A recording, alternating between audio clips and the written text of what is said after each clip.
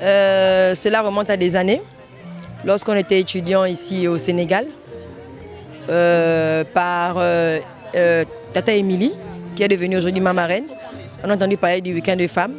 Et le premier week-end auquel j'ai participé, c'était le week-end à Diourbel.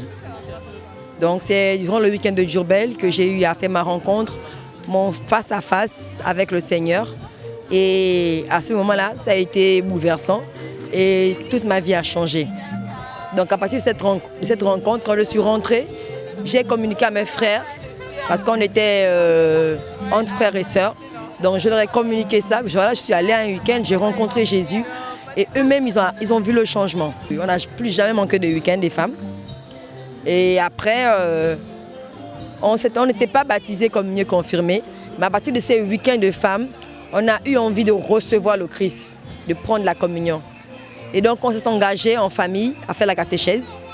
Donc on a été baptisés, communiés, confirmés sur la terre de la Teranga, qu'on appelle notre terre de conversion. Et donc moi je me suis mariée aussi à l'ambassade du Gabon et à l'église Saint-Dominique, la paroisse estudiantine. Voilà, tout ça au Sénégal, tant de grâces reçues au Sénégal. Et pour dire que Dieu n'a pas de frontières, pendant que nous on faisait notre conversion ici, la famille aussi là-bas, ça a commencé à bouger. Ma grand-mère, qui n'était pas baptisée comme mieux confirmée, elle aussi s'est engagée à faire la catéchèse, elle a été baptisée comme mieux confirmée, dans la même volée. Et Tata Émilie, Anna Emmanuel et le chantre, voilà, ils sont venus au Gabon, annoncer, évangéliser. Moi, je suis directement à Port-Gentil. Elle a commencé par Libreville. Il a fallu, comme elle a dit, qu'on ait les autorisations des autorités du diocèse pour qu'elles puissent quand même venir annoncer le Seigneur au niveau du Gabon, au niveau de Libreville, au niveau de Port-Gentil. C'est les deux seules villes qu'elles ont pu faire.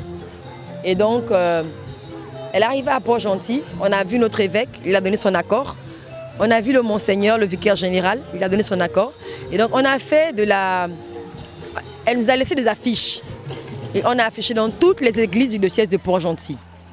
On est passé, on a une radio locale, Radio Sainte-Marie. Donc j'ai fait 2 passages à Radio Sainte-Marie pour inciter les femmes à participer au week-end de femmes. Je leur ai dit non, c'est un pèlerinage sur une terre qu'on appelle la Teranga. Et c'est vraiment une terre de conversion. C'est le pays qui a réussi à merveille, l'un des pays qui a réussi à merveille le dialogue islamo-chrétien.